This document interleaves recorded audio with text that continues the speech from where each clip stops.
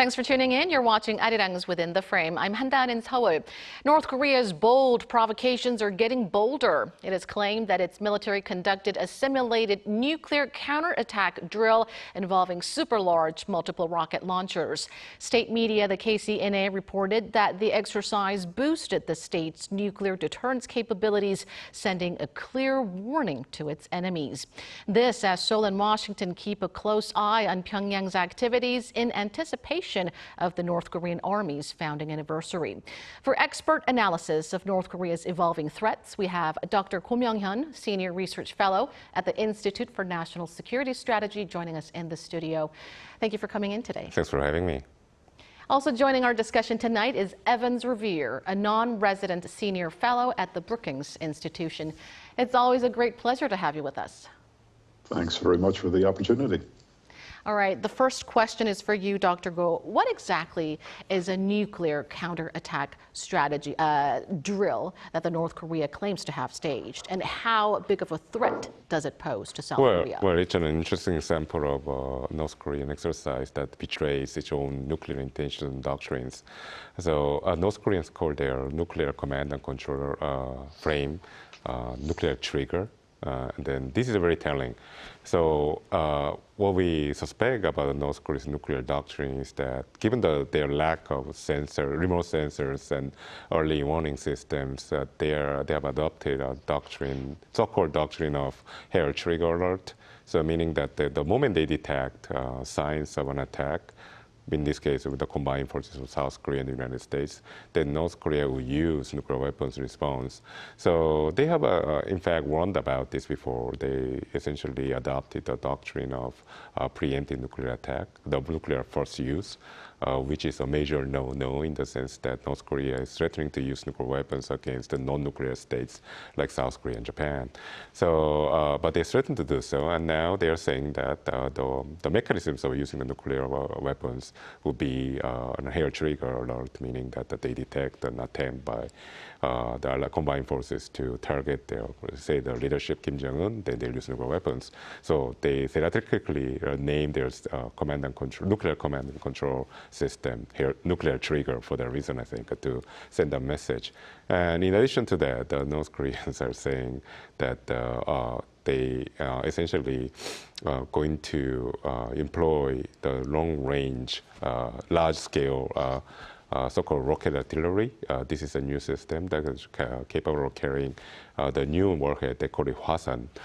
So they are carrying that on top of other warhead, and then the range they have shown in the exercise is more or less 300 kilometers. So that puts Seoul and a major command structure in South Korea called Gyeongdae within its range. So this is all about messaging by North Korea again. They say that they are hair trigger alert.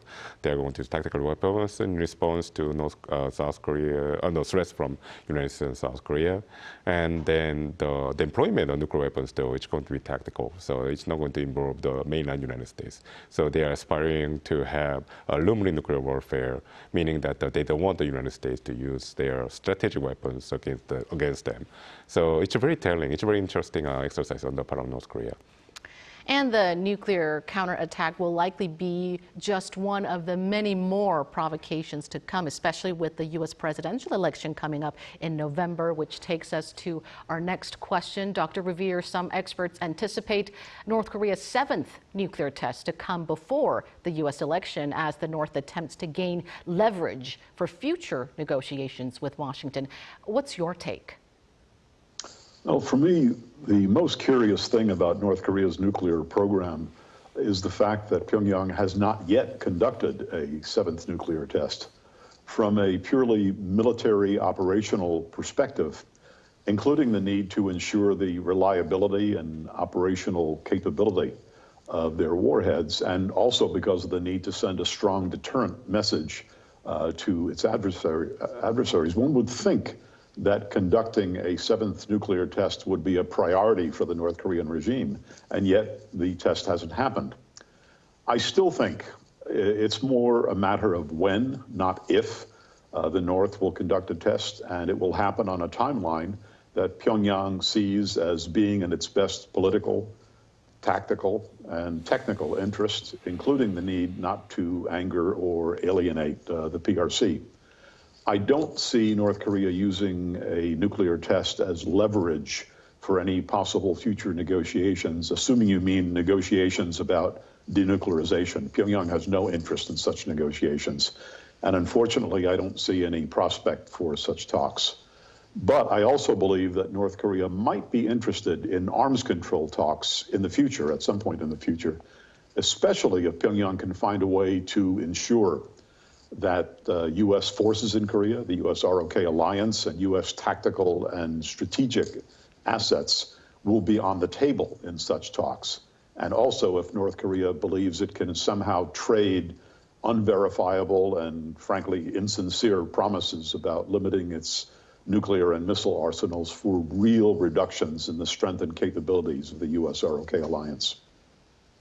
So North Korea would not be interested in denuclearization talks, but rather arms control talks. And I think that part that you highlighted has a lot of implications for Seoul and Washington. Now, Dr. Go, North Korea also fired multiple short-range ballistic missiles on Monday, just 3 days after it fired a strategic cruise missile and also an anti-aircraft missile.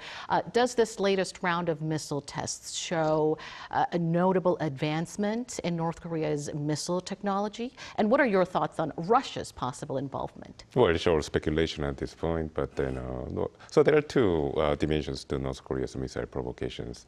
One is about messaging, and just like we discussed about the hair trigger exercise that North Korea has just carried out, but also there's technical advances that they are trying to aim at. So I think in this case there are two dimensions already. Again, so messaging is that North Koreans are responding to the growing conventional capabilities on the part of South Korea, and also in juxtaposing the recent nuclear exercise by the North Korean military as well as this missile test.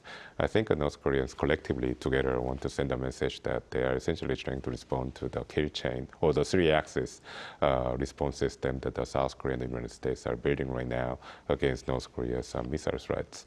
And then when it comes to the technical dimension of the provocations, the provocations, quote unquote, involves short-range missiles. Again, the range happened to be 300 kilometers, putting the Seoul and major metropolitan areas within the range of these missile systems.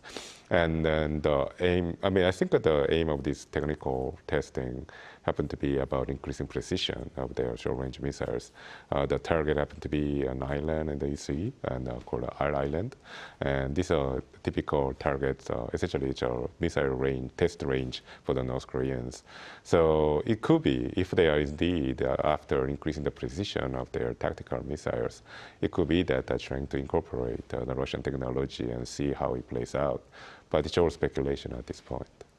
Well, the South Korean military maintains that some of North Korea's claims on its weapons capabilities are exaggerated, but the accelerated pace of its weapons testing is quite concerning. Now, Professor Revere, the U.S. was quick to condemn North Korea's latest round of ballistic missile launches as a violation of UN Security Council resolutions, and the State Department said the issue will be on the agenda during Secretary of State Blinken's visit to China. Is China, though, inclined to play a bigger role in taming North Korea's missile and nuclear ambitions at this point? That's a good question. Well, frankly, I don't see any indication of Chinese interest in working with the United States and the international community to restrain North Korea at this point. I wrote a paper a while back that said that Beijing had effectively decided to support the North Korean regime in a number of interesting and important ways, including supporting Pyongyang's pursuit of nuclear weapons and ballistic missile delivery systems, as long as North Korea's actions did not lead to confrontation on the Korean Peninsula or instability on China's border. I think the Chinese have also made it clear that they are not going to cooperate in imposing any new UN Security Council sanctions on North Korea, and that Beijing now opposes the very idea of relying on such sanctions as a way of dealing with North Korea. So Secretary Blinken has his work cut out for him as he visits China. I have no doubt he's going to raise North Korea with his Chinese counterparts, but I expect no real progress on this issue.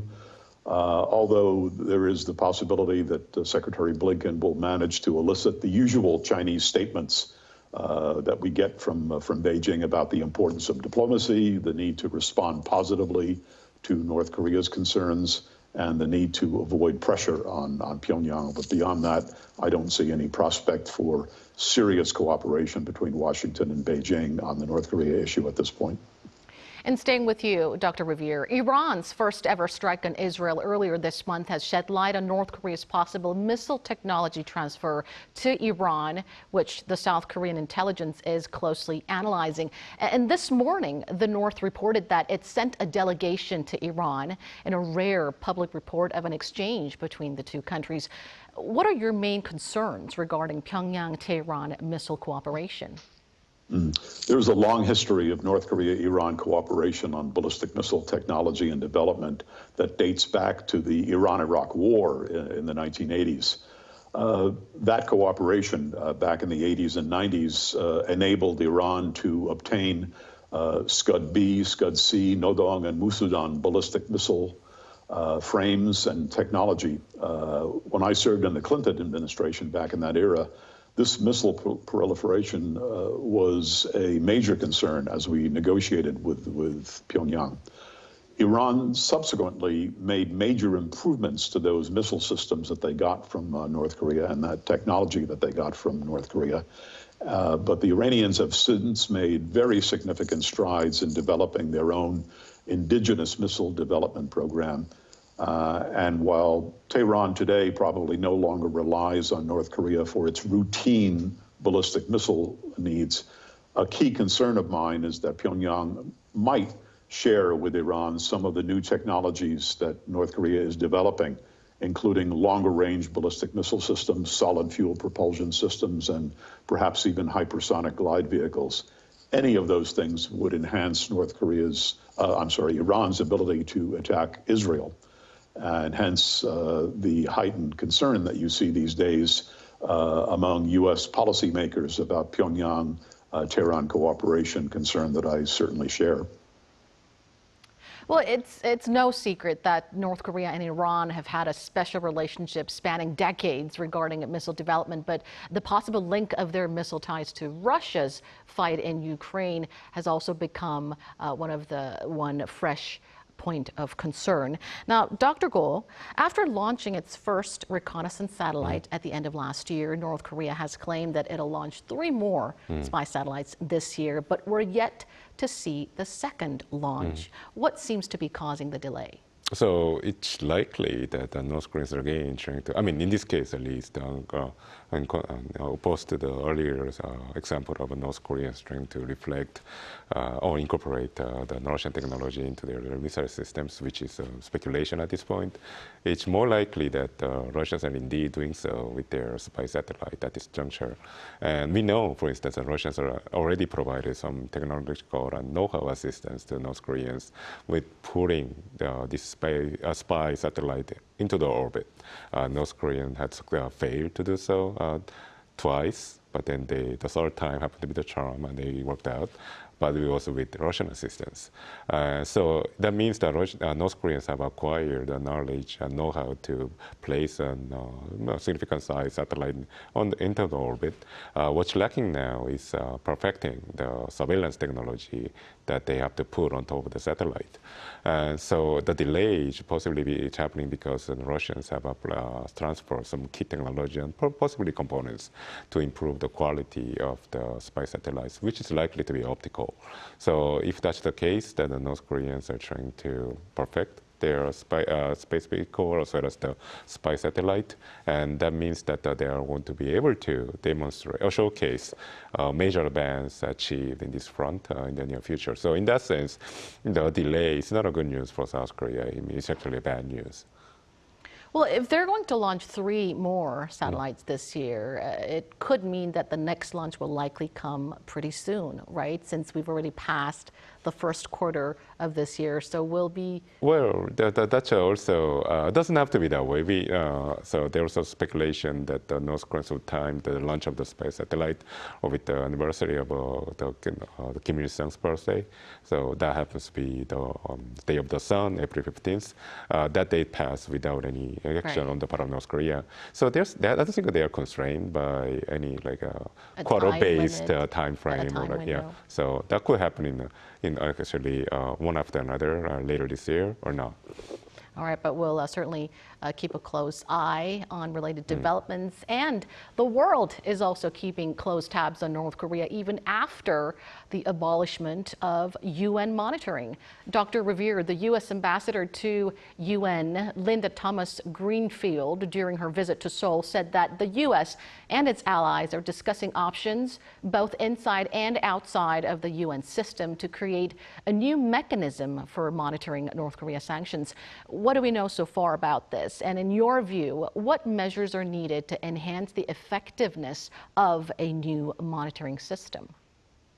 Well, the work of the UN panel of experts was tremendous. The work that it had done over the years was tremendous. And that work had been very highly praised by the international community. It's very clear to me that the United States and its allies and partners are eager to see that work continue. Despite the Russian veto in the UN Security Council of the extension of the panel's mandate. As you suggested, one option is for the work to continue in other means, perhaps, for example, via a mandate from the UN General Assembly. That's one possibility. Another idea that's, I understand, is being discussed is perhaps to include this oversight in the work of the Proliferation Security Initiative that was launched back in the Bush administration, back, I believe it was in 2003. That Proliferation Security Initiative, PSI, currently has over 100 member states working on it. And that organization would be able to, I think, to support the work that the panel of experts has been doing. The most important priority, in my view, is that the international community should not allow this very critical function to lapse. And Ambassador Thomas Greenfield's comments in Seoul tell me that the Biden administration is determined to ensure that that lapse does not happen, and I think that's a good thing. Well, it looks like the U.S. and its allies, including South Korea, will have to work even closer together to keep North Korea under the radar. Dr. Go, North Korea will mark the founding anniversary of the People's Army tomorrow, but unlike the past, the state remains rather muted. Are there any signs of a military parade or any other significant political activities to mark the occasion? Not as we know of at this point. It's likely that the North Koreans are not going to mark this anniversary with any significant showcase of force. That's something that we are watching out for all the time, and it's an occasion for opportunity for the experts to find out whether North Koreans are developing or fielding new weapon systems. And because North Korea has taken advantage of these occasions to showcase the weapon system, that sent a message to the outside world that North Koreans are preparing to raise tensions. So from then, we understand what are the functions of these anniversaries in the geopolitical context of the Korean Peninsula. North Koreans have used these kind of parades that they stage in occasions like this in lieu of provocations in a way. When North Korea could restrain themselves from carrying out ballistic missile tests at the later stage of Trump presidency, so they supplanted that with major parades that they mounted in anniversaries like this. And so that sent a message that they are essentially very unhappy about status quo, and they are always just a step away from carrying out the major provocations, such as an intercontinental ballistic missile test. But then if we reverse that logic, and then it probably what explains the absence of these kinds of show of force parades, is because the North Koreans have achieved the goal of being recognized as a major player in the region or being raising their prestige. At this point, thanks to their closer relationship, for instance, with Russia, North Korea has become a major player in the international stage for a single reason that Russia depends on North Korea for the supply of munitions that's critical for the Russia's war effort in Ukraine. So the North Koreans in return, they received attention and tangible benefits such as possibly technology transfer, but we know for sure that Russians have transferred to North Korea oil shipments. So, priorly North Koreans feel that about strategic objectives at this point have been satisfied, so there's no need for them to bother with a major parade, which costs them a lot of resources and effort. Since we have a bit more time left, one extra question for you, Dr. Revere. Top North Korea experts gathered in Seoul today to discuss post-election U.S.-North Korea policy, and some of them said that if Trump returns, he will lift sanctions in return for North Korea's abandonment of intercontinental ballistic missiles. We want to get your thoughts on this. I've heard variations on that theme for a few weeks now. This is all pure speculation at this point. We don't know. Well, first of all, we don't know what the outcome of the election is going to be. Second of all, we don't know what the makeup of a second Trump administration would look like in terms of the key officials. The world could be a very, very different place in November of this year. So I think it's a bit too early to speculate that. But there have been some very interesting comments coming out in recent weeks, though, about what a Trump administration might try to put on the table with North Korea. And I think what's worth paying attention to is the extent to which Donald Trump is interested in grabbing headlines and creating, as he did in his earlier administration, creating the impression of progress on the nuclear issue with North Korea. Rather than the actuality of progress. That's basically how I summarize what happened the first time around with the Trump-Kim Jong-un diplomacy. And I would not be surprised to see a Donald Trump, if there were a second Trump administration, pursue some very interesting and creative, but also potentially dangerous options, like the one that you've just described. But we'll have to wait and see. It's still very, very early days here. All right, there you have it. Thank you, as always, Dr. Revere and Dr. Go, for sharing your thoughts with us. We always appreciate it. Thank you. And that brings us to the end of the show. Thank you for watching, and be sure to tune in same time tomorrow to join our conversation. Goodbye for now.